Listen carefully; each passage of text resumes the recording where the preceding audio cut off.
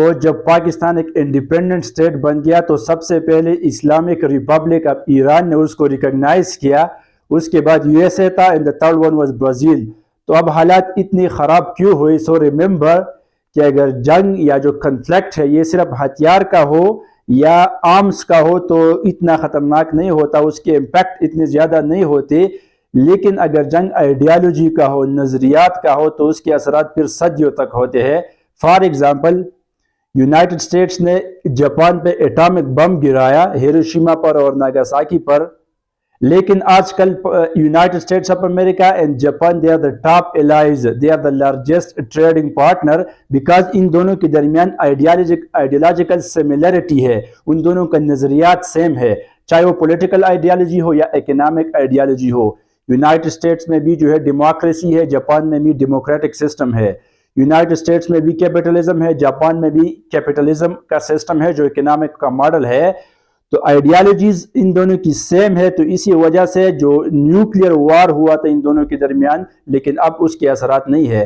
لیکن اگر جنگ آئیڈیالوجی کا ہو تو اس کے اثرات بہت زیادہ خطرناک ہو سکتے ہیں۔ For example, United status and China, ان دونوں نے ایک دوسرے کے ساتھ جنگ کبھی بھی نہیں لڑی ہے، but they are each other largest rivals, ان دونوں کے درمیان لارجسٹ جو ہے اینیماسٹی ہے، انمیٹی ہے، بیکاز ان دونوں میں آئیڈیالوجیکل ڈفرینسز ہے۔ چائنا میں ہمارے پاس جو ڈیموکریٹک سسٹم نہیں ہے، یہاں پر اتھارٹیرینزم ہے، یونائٹڈ اسٹیٹس میں کیپٹلزم ہے، چائنا میں کمیونزم ہے، تو یہاں پر آئیڈیالوجیکل ڈفرینسز ہے۔ اگر ہم یورپ کا مثال لے لیں تو فرسٹ ورلڈ وار میں، سیکنڈ ورلڈ وار میں یورپین کنٹریز جو ہے ایک دوسرے کے خلاف لڑی ہے، لیکن now they are European union, یہ جو 26 کنٹریز ہے یہ ایک دوسرے کے ساتھ کمبائن ہے، وہاں پر فری ٹریڈ ہے، وہاں پر اوپن بارڈرز ہے، بیکاز وہاں پر آئیڈیالوجیکل سملیرٹیز ہے، پولیٹیکل آئیڈیالوجی بھی ان کی سیم ہے اینڈ اکنامک آئیڈیالوجی بھی سیم ہے۔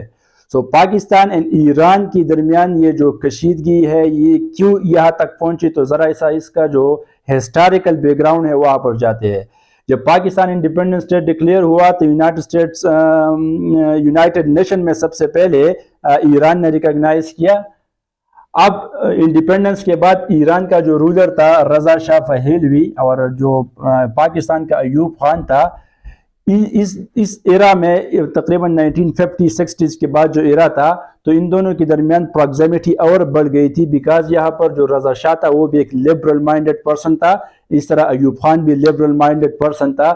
رضا شاہ جو تھا وہ ایران میں وائٹ ریولوشن لانا چاہتا تھا، اور اس ریولوشن کو ایوب خان گرین ریولوشن کہتا تھا، اور یہ دونوں یونائٹڈ اسٹیٹس کے الائز بھی تھے۔ تو یہاں تک جو ہے 1967-68 تک جو ہے ایران اور پاکستان کے جو ریلیشن تھے وہ اسٹرانگ تھے، وہ فرینڈلی اینڈ کورڈیل ریلیشنز تھے۔ اس کے بعد جب 1979 میں ایران میں جو ہے ریولوشن آیا، اسلامک ریولوشن خمینی، تو یہ اسپیکولیشنز تھے کہ اب پاکستان اور ایران کے جو ریلیشنز ہیں وہ خراب ہوں گے، لیکن وہ خراب نہیں ہوئے، کیونکہ اسی دوران جو ہے تقریباً 1977 میں پاکستان میں جو ہے جنرل ضیاء کا گورنمنٹ آیا تھا، اور وہ بھی اسلامائزیشن کی طرف جو ہے وہ انکلائنڈ تھا، اور وہ اسلامک رولز جو ہے وہ خمینی، آیت اللہ خمینی بھی ایران میں جو ہے امپوز کرنا چاہتا تھا۔ تو اگین جو ہے ان دونوں کی جو پروگزیمیٹی تھی یا جو ریلیشنز تھے یا جو تعلقات تھے وہ فرینڈلی تھے۔ اس کے بعد جو ہے پھر 1980 سے 1988 تک جو ہے ایران عراق کا وار تھا۔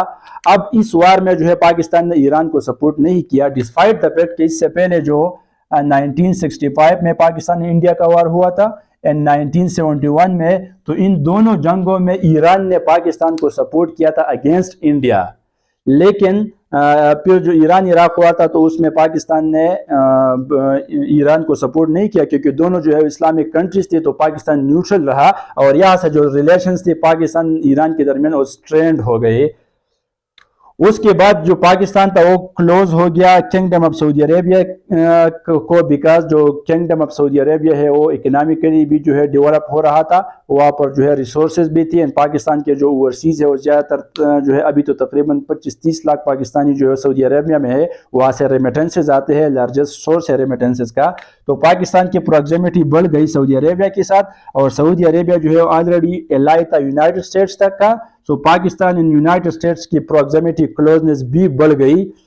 تو اسی دوران جو ہے انڈیا پھر الائی بن گیا، ایک پارٹنر بن گیا، فرینڈ بن گیا ایران کا، اور ایران جو ہے وہ فرینڈ بن گیا رشیا کا. تو اسی وجہ سے رشیا اور انڈیا کی جو ریلیشنز تھے وہ بھی جو ہے اسٹرانگ ہو گئی. سو ایک بلاک جو ہے قائم ہوا between Iran, Russia and India and Pakistan, Saudi Arabia and U S A. So یہ جو بلاک تھا اس کے بعد پھر پاکستان اینڈ ایران کے جو تعلقات ہیں وہ اسٹرین ہو گئی. اور آج کل جو ہے یہ اس حالت تک جو ہے وہ پہنچ گئے کہ دونوں نے جو ہے ایک دوسرے کی ٹیریٹریز میں جو ہے اٹیکس کیے، ڈسپائٹ دا فیکٹ کہ دونوں یہ کلیم کرتے ہیں کہ ہم نے سیویلینز پہ اٹیک نہیں کیا ہے. یہ جو اٹیک تھا یہ ہم نے ٹیررسٹ پہ کیا ہے جو اکراس دا بارڈر جو ہے ہماری کنٹریز میں ٹیرر ایکٹیویٹیز کرتے ہیں. تو اسی وجہ سے ہم نے یہ اٹیک کیے. لیکن دونوں کنٹریز کے درمیان جو اسٹیبلشڈ ریلیشن تھے، جو ڈپلومیٹک ریلیشن تھے، وہ خراب ہو گئی ہے، بیکاز جو دونوں کنٹریز ہیں انہوں نے جو اپنے ایمبیسیڈرز ہے اس کو واپس بلا لیا ہے. اینڈ ہوپ کہ ود ان فیو ڈیز جو ہے تھرو ڈپلومیسی یہ پرابلم حل ہو جائے گی. لیکن کیا فیوچر میں ایک بہت بڑا وار بن سکتا ہے؟ سو وی ول سے کہ اتنے چانسز اس کی اس لیے نہیں ہے کہ اب بھی جو ہے پاکستان اور ایران کے درمیان $2 بلین کا جو ہے پر ایئر ٹریڈ ہوتا ہے. اس طرح انرجی کا ٹرانسمیشن ہے، جس طرح ایران اینڈ پاکستان انڈیا کا پائپ لائن تھا گیس کا، اب انڈیا جو ہے اس سے ریموو ہو گیا ہے بیکاز یونائٹڈ اسٹیٹس نے ایران پہ سینکشن لگائے ہیں. اب یہ جو گیس کا پائپ لائن ہے یہ ایران اینڈ پاکستان کے درمیان ہے، اس میں بھی اسٹل پرابلم ہے، بٹ یہ جو ریلیشن ہے یہ اب بھی ان دونوں کے درمیان ہے. اس طرح جو بارڈر کی سیکیورٹی ہے یہ بھی ایک کامن مسئلہ ہے.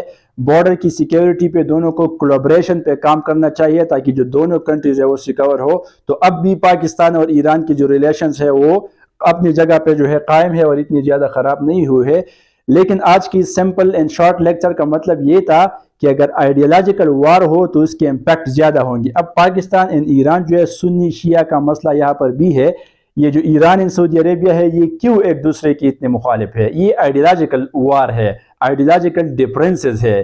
سعودی عربیہ میں جو ہے سنی ہے اور ایران میں جو ہے شیعہ ہے. اس طرح جو یمن میں حوثی ہے وہ شیعہ ہے، اس لیے ایران اس کو جو ہے بیک کرتا ہے. اس طرح لبنان میں جو حزب اللہ ہے. تو یہ جو شیعہ سنی کا جو کنفلکٹ ہے یہ جو ہے مسلمانوں کے لیے ایک بہت بڑا خطرہ ثابت ہو سکتا ہے، کیونکہ اگر مسلمانوں میں سنی اور شیعہ کا مسئلہ نہ ہو تو سعودی عربیہ، ایران، آپ امیجن کریں باقی جو عرب کنٹریز ہے، جو اسلامک کنٹریز ہے، یہ سارے ایک پیج پہ ہو جائے تو اس سے کتنا بڑا جو ہے پاور بن سکتا ہے.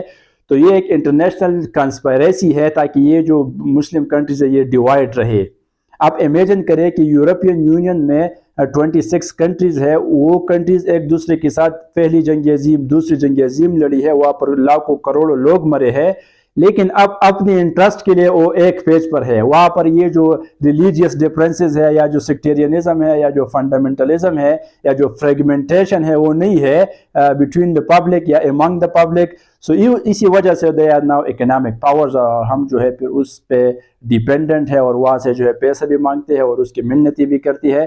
سو یہ جو آئیڈیالوجیز ہے یہ بہت بڑا جو ہے نقصان پہنچا سکتا ہے. آپ دیکھیں جس طرح کولڈ وار تھا between the capitalist block led by you S a and the communist block led by Russia جو یو ایس ایس آر تھا. اب وہ جو وار تھا وہ بھی آئیڈیالوجیکل وار تھا، کیپٹلزم، کمیونزم، ڈیموکریسی، اتھارٹیرینزم. سو اسی وجہ سے اس کے امپیکٹس جو ہے زیادہ ہے. سو ریممبر کہ اگر وار صرف ہتھیار کا ہو، صرف عام فورسز کا وار ہو تو کچھ ٹائم کے لیے ہوگا، وہ ختم ہو سکتا ہے. میں نے آپ لوگوں کو ایگزامپل لیا India, united status and Japan کا، کیونکہ یونائٹڈ اسٹیٹ نے جاپان پہ اٹامک بم گرایا، اس کے باوجود they are largest trading partner, they are the top allies, G7 میں دونوں جو ہے موجود ہے، کیونکہ وہاں پر آئیڈیالوجیکل سملیرٹیز ہے. پولیٹیکل آئیڈیالوجی بھی دونوں کی سیم ہے، ڈیموکریسی، اکنامک آئیڈیالوجی بھی دیکھیں دونوں کی سیم ہے، کیپٹلزم. لیکن ہمارا انفارچونیٹلی مسئلہ یہ ہے کہ ہم جو ہے کوئی اور مسئلہ ہے ہی نہیں، تو ہم جو ہے آئیڈیالوجیکل ڈفرینسز میں ایک دوسرے کے ساتھ پڑے ہوئے ہیں، اور جس کا نقصان آج کل ہمیں آج تک بھگتنا پڑ رہا ہے in the term of economic loss, in the term of the loss of the peace. امن نہیں ہے ہمارے کنٹریز میں اور اس کی وجہ سے اکانومی جو ہے وہ ڈاؤن گریڈ ہو رہا ہے، لوگوں کی زندگی جو ہے ہیومن ڈیولپمنٹ جو ہے وہ نہیں ہو رہا، لوگوں کی زندگی اور بھی خراب ہوتی ہے. سو آئی ہوپ سو کہ اس لیکچر پہ آپ لوگ اپنے کامنٹس بھی شیئر کریں گے. آپ لوگوں کی کیا رائے ہے کہ کیا صرف آئیڈیالوجیکل ڈفرینسز بہت بڑا مسئلہ ہے یا اور بھی کوئی پرابلم ہے؟ Thank you.